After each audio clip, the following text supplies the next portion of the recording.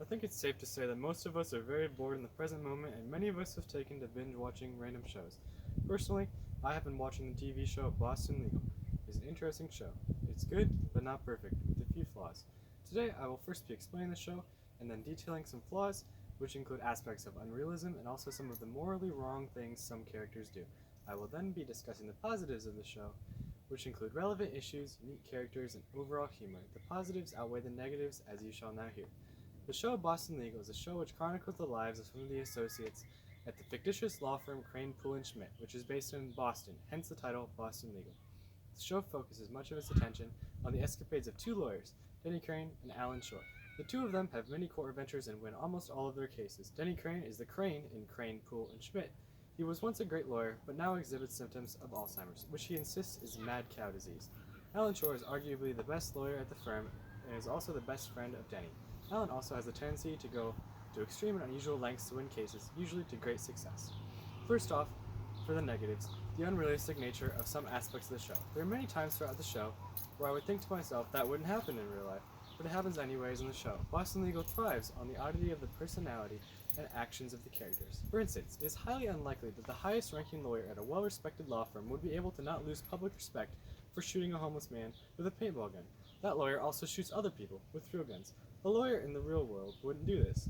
All of the lawyers of the law firm engage in various strange things which are highly improbable. These include, but are not limited to, dressing as flamingos, cross-dressing, being in love with inanimate objects, and dropping the Stanley Cup off of a balcony. The lawyers also frequently break court rules and are not disciplined by the judge. The series ends with two heterosexual male friends getting married for financial reasons, which is highly unlikely. These acts the associates engage in are interesting but lose some of the realism from realistic fiction TV show. The next flaw in the show is some of the morally and illegal things characters do. Some lawyers, more specifically Alan Shore, as I previously mentioned, occasionally go to extreme lengths to win unwinnable cases.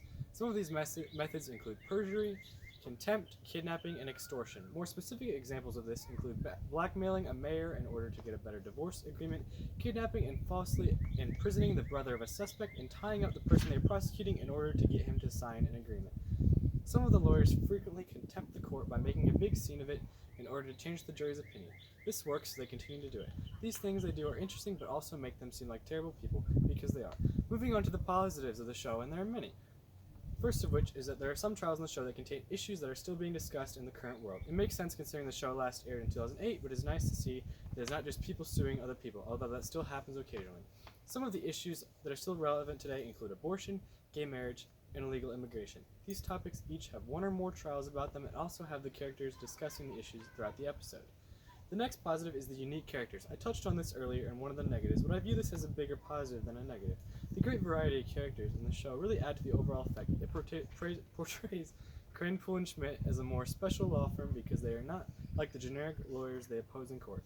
Each character has weird quirks and adds their own effects to the show.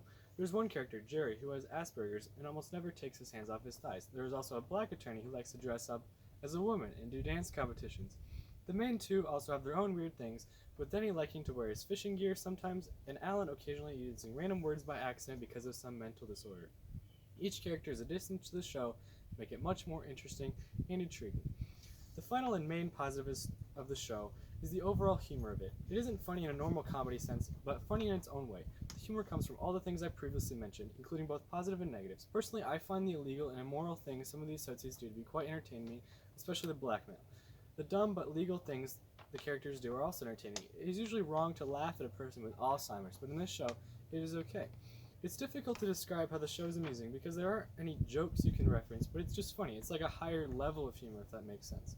Today I have discussed the TV show Boston Legal. I first gave an overview of the show, briefly described it, and then shared the negatives followed by the positives. The negatives of the unrealistic nature and the wrong and sometimes illegal things done were, in my opinion, outweighed by the positives, which include relevant issues, interesting characters, and finally overall humor. It is an interesting show and is definitely worth checking out if you're in quarantine.